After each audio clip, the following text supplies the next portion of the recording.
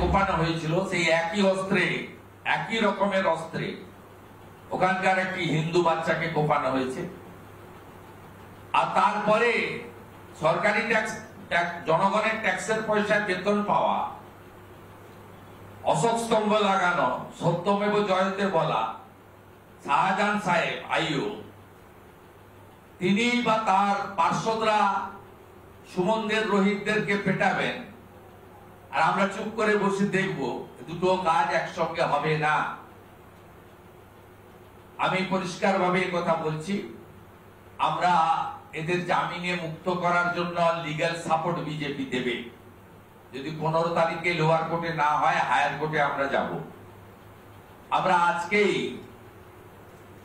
এদের মধ্যে যারা অর্থনৈতিকভাবে দুর্বল, তাদের সংসার যাতে তারা চালাতে পারে, তাদের বাড়ির আর্নিং মেম্বার যেহেতু জেলে, তার ব্যবস্থা পার্টি বিজেপির পক্ষ থেকে আমরা করেছি। আহতদের সম্পূর্ণ চিকিৎসার দায়িত্ব বিজেপি নিচ্ছে। ক্ষতিগ্রস্ত দোকানদারদের মধ্যে যারা এসেছেন এখানে, তাদেরকে আমরা অর্থনৈতিক সাহায্য দিয়েছি প্রাথমিকভাবে, হয়তো সম্পূর্ণ নয়, আংশিক। তাদের দোকান চালু করতে বলেছি, আরো অর্থ লাগলে আমরা ভারতীয় জনতা পার্টির পক্ষ থেকে দেব। আমরা এইভাবে পশ্চিমবাংলায় হিন্দুদের ক্ষতিগ্রস্ত হতে, বিপন্ন হতে, হিন্দু জাতিকে কার্যত শূন্য করে দেওয়ার যে প্রয়াস মুসলিম লীগ 2 সরকার মমতা ব্যানার্জির নেতৃত্বে চলছে, আমরা এটা কোনোভাবে বরদাস্ত করব না। আমরা মোথাবাড়িতে পাশে দাঁড়িয়েছি, ধুলিয়ার শামশেরগঞ্জে দাঁড়িয়েছি, মহেশতলা রবীন্দ্রনগরে দাঁড়িয়েছি, আজকে বাউরিয়াতেও একইভাবে পাশে দাঁড়ালাম। ঠিক একইভাবে মালদার লক্ষ্মীপুরে যে ঘটনা ঘটেছে, হিন্দুদের বাড়ির উপর আক্রমণ হয়েছে, সেখানেও আমাদের স্থানীয় বিধায়ক গোপাল শাহ দেখছেন, আমরাও সেখানে বিজেপির পক্ষ থেকে সম্পূর্ণভাবে সাহায্য করছি, ভবিষ্যতে করব। তাই আজকের এই প্রেস কনফারেন্সের মধ্য দিয়ে আমি বাউরিয়ার ঘটনা, ইতিমধ্যে 2 দিন আগে আমি ইজেডসিসিতে যে প্রেস কনফারেন্সে একটি ভিডিও পাওয়ার পয়েন্ট প্রেজেন্টেশন দিয়েছিলাম, এই রাজ্যে এবারের মহরমে কোথায় কি ঘটেছে, তার মধ্যে বাউরিয়ার বিষয়টিও উল্লেখযোগ্যভাবে আমি তুলে ধরেছিলাম।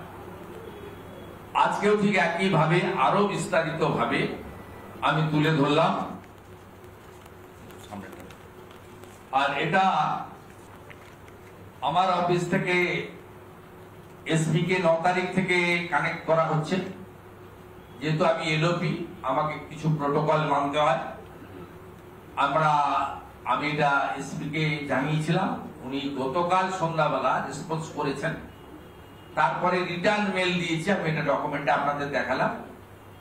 আমি ওয়েট করছি, পুলিশ যদি 24 ঘন্টার মধ্যে রেসপন্স না করে, তাহলে যে পদ্ধতিতে আমি রবীন্দ্রনগরে গেছি, ধুলিয়ান শামশেরগঞ্জে গেছি, মোথাবাড়িতে গেছি, এখানেও ঠিক একই পদ্ধতি অবলম্বন করে এলাকায় যাব। বিধর্মী জিহাদিদের হাতে হিন্দু মন্দির অপবিত্র হয়েছে, তাকে সম্পূর্ণভাবে পবিত্রতার মাধ্যমে তার যে হিত গৌরব, তার যে মর্যাদা আমাদের মন্দিরের হিন্দুদের ফিরিয়ে আনার জন্য যেটা করার, সেটা বিজেপি করবে এবং বিরোধী দলনেতা এটা করতে অঙ্গীকারবদ্ধ। আমাদের জেলার পক্ষ থেকে 13 তারিখে থানাতে বিক্ষোভ ডাকা হয়েছে রবিবার। আশা করব আজকে 163 শেষ হয়ে যাচ্ছে, যদি এক্সটেনশন না করেন তাহলে করতে দিতে বাধ্য। যদি থানাতে পুলিশ বাধা দেয়, আমি জেলা প্রেসিডেন্ট সহ এখানে আমার সাথে 3 প্রাক্তন সভাপতি আছে, অরুণ দা, অনুপম দা, প্রত্যুষ দা, এবং কার্যকর্তারা সকলেই আছেন, আমাদের পদাধিকারীরা।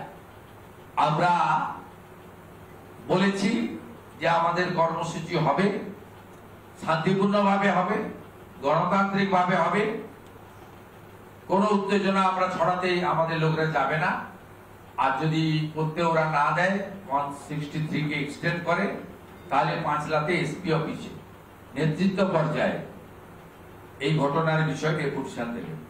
আর আমি স্পট ভিজিটের জন্য আমার ডেট পেলেই বা ব্যবস্থা করলেই আমি জেলাকে জানিয়ে দিচ্ছি এবং খুব অতি সত্বর এলাকায় গিয়ে আমাদের মন্দিরের উপর যে হামলা হয়েছে তার প্রতিবাদ করা এবং পবিত্র মন্দিরকে পুনরায় তার মর্যাদায় ফিরিয়ে আনার যে কাজ সেটা আমি করব।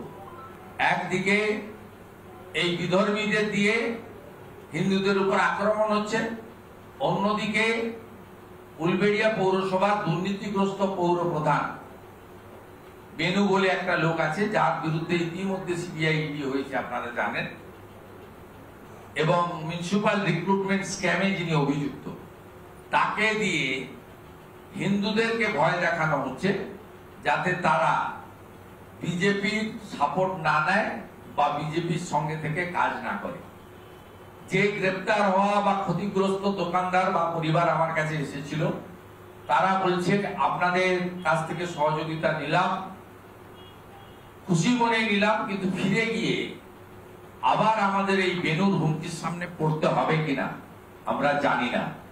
আমি পরিষ্কার কথা বলেছি, একটা সময় শাহজাহানও চোখ দেখাতো, একটা সময় কেষ্টমণ্ডলও চোখ দেখাতো। সেখানকার মানুষের ভয় ভীতি কেটে গেছে, গণতন্ত্র এবং আইন প্রতিষ্ঠিত হয়েছে। বেনু আর পুলক রায়দের এই দাদাগিরি অচিরেই বন্ধ হবে এই জেলাতে, তার ব্যবস্থা আমরা করব। নিশ্চিন্তে আপনারা মাথা উঁচু করে এই কাজগুলো করুন। নানা ধরনের কন্টেন্ট দেখার জন্য লাইক করুন, শেয়ার করুন আমাদের ফেসবুক পেজ, সাবস্ক্রাইব করুন আমাদের ইউটিউব চ্যানেল। পাশাপাশি অন্যান্য ব্রেকিং নিউজের জন্য অবশ্যই চোখ রাখুন রিপাবলিক বাংলায়।